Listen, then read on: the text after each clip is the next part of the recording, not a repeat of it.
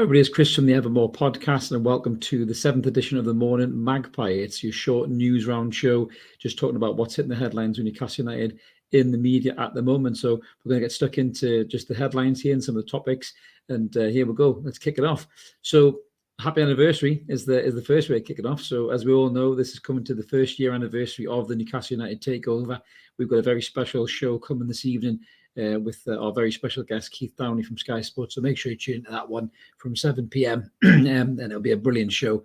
And I will be interested to hear what Keith's got to say about the takeover. But yes, so the fact that it is a year old, obviously the media are writing about it, and also PIF have been talking about it. So the main man, Yazir Al-Rumanin, I believe is the pronunciation. Don't shoot me if I'm wrong.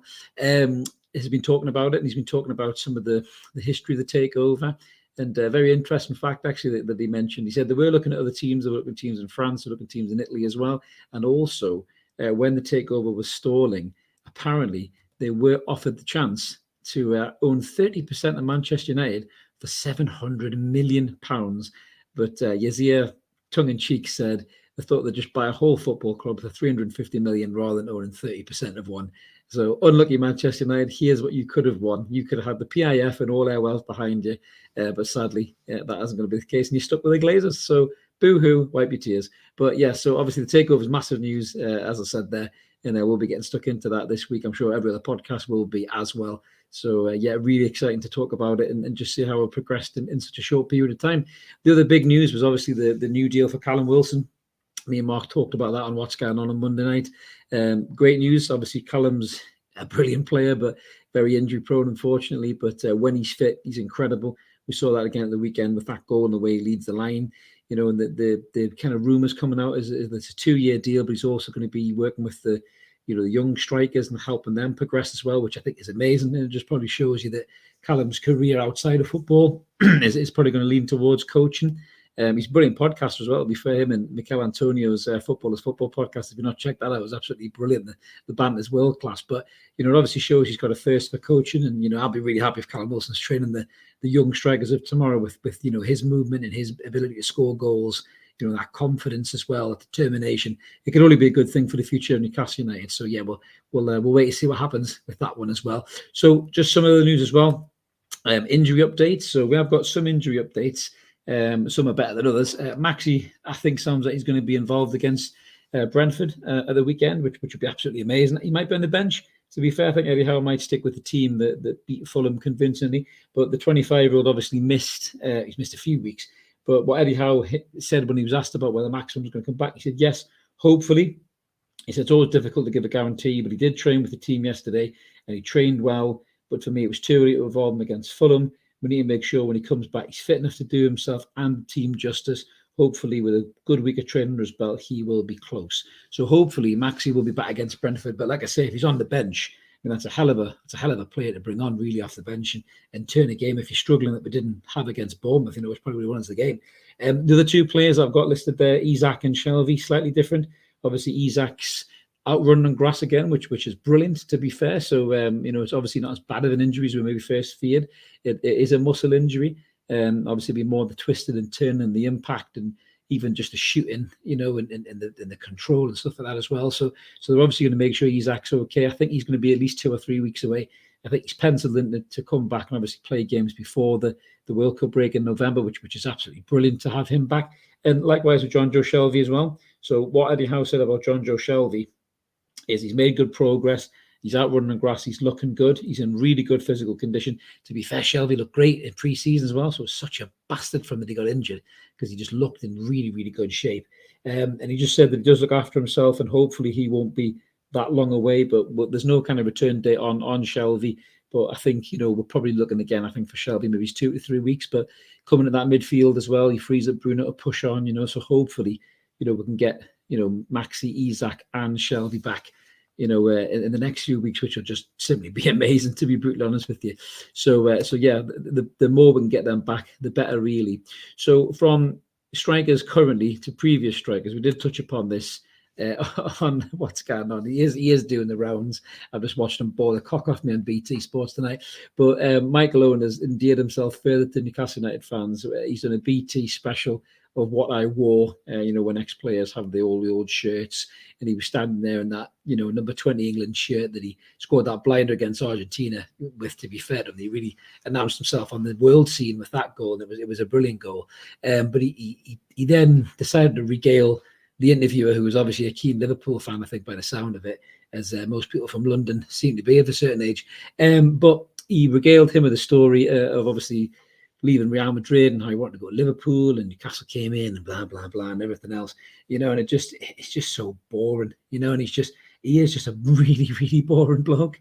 He just doesn't endear himself at all. I said this to Mark on What's Going On. He's probably the best player that all fans that he played for hate. With the exception of Real Madrid, who just don't even remember he was there, really. They remember he banging a few goals, so they go, he was all right, I suppose. But yeah, just a vile, vile man. And every time he talks about Newcastle United, he makes all of our stomachs churn.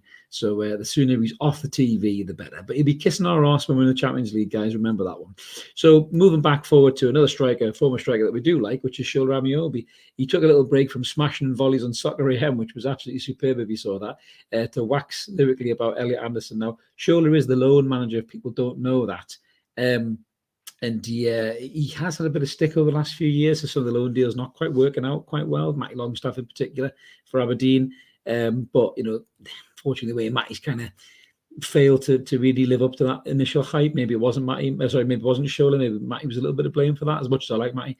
But yeah, Shola's been waxing lyrically about Elliot Anderson, just saying, that he went away on loan. He's had a superb turn on loan. He's come back. He's improved, and he's knocking on the first team door now. So we've got to give Shola credit for that particular loan deal to Bristol Rovers, because it was a brilliant loan deal. Obviously, Joey Barton there was a former teammate of his as well. And it was a great move, I think, for both player and Newcastle United as well. So yeah, absolutely superb on that one. So well played, Shola, on that one. You got that one right, mate. So fingers crossed we get the rest of them right as well. So again, just talking about some former Newcastle United managers on this particular occasion. Rafa Benitez might be back in the game soon. So people have been seeing the news stories doing the rounds. Very weird one, this for me, because I don't know whether this would be a good move for Rafa or not. But apparently Steve Cooper's under real pressure at Nottingham Forest after signing about 633 players. He's under real pressure to try and pick up some results, or he's potentially going to be out on his arse. And the news has broken, all the media outlets, that Forest are looking at potentially changing the manager, and apparently Rafa is interested. So he's obviously keen to get back into the Premier League, but I'm not sure the Nottingham Forest job would be the right one for Rafa, to be fair. It'll be great to see him back. I love Rafa. I think a lot of us love Rafa. But yeah, it's a weird move, that. So if I was Rafa, I'd give that a wide berth. Maybe wait for a La Liga club or something like that, possibly, potentially. And from one former manager that we like to another manager that we don't like is Steve Bruce. So Steve Bruce, again, the Bruce out calls are coming loud and clear from the Midlands, from the Black Country, I think it is, the West Brom fans. I've seen so many tweets saying, Newcastle United fans, you did tell us. We did tell you. And the same as the Wigan fans told you, the same as the Sunderland fans told you, the same as the Hull fans told you, the Villa fans told you, Newcastle fans told you. He's a charlatan, he's a fraud. He's a football dinosaur that should have been annihilated by some kind of asteroid from the footballing gods that sent Haaland here to break all the records. I think that's what Haaland rode down, actually, to get to the Premier League. He rode that asteroid down, just missed Bruce by that much. But yeah, I mean, Steve Bruce will be out his arse soon, pretty much. The bacon is frying yet again. The Baron will be gone. And I just hope he doesn't come back into the game, because just, oh God, we're just sick of the sight of him, sick of the sound of him. He's just, just no more Bruce, please. If West Brom sack him, or when he goes, just please no more. But the interesting bit is apparently he's going to choose his successor. So, Jesus, I do feel sorry for West Brom in that regard. And just one more bit of news to finish up on. Is it Kevin Richardson, former Arsenal midfielder, I do believe. Arsenal, Coventry, obviously was born in Newcastle. He's been with the under-21s for quite a while. He has left his role at the under-21s to look after his family more. So I don't know any more details about that, but I'm pretty sure that all Newcastle United fans, certainly the rest of the guys at Evermore, we just wish Kevin and his family all the very best, and and hope that whatever's going on there works itself out. But yeah, that's pretty much all the news in this week's roundup, really, guys. So I hope you like what we do here. If you do, by all means, please click that like and subscribe button. We'd love you to come join us. We're on about 1851 subscribers or 1850 subscribers. We sometimes get one and one disappears. I don't know what happens there. But yeah, we're looking to try and get through that 1900 mark if we can. And we're a very young channel. Weirdly enough, we are younger than the Takeover. Even we started in December as Evermore, and obviously the Takeover was October. So we're not even a year old yet. So to get the 1850 we've got is absolutely remarkable. We thank everybody who's done it. It's all free content. We don't charge anybody a penny for this. We just love talking about the club. It's great for us, great outlet for us, and we love engaging with you guys too as well. So, click that like, subscribe, drop us a comment, and we always try and come back to you as well. But this is Chris signing off. So let's keep supporting that team with Core United, and wherever you are, have a good morning, Magpies, and we'll see you later.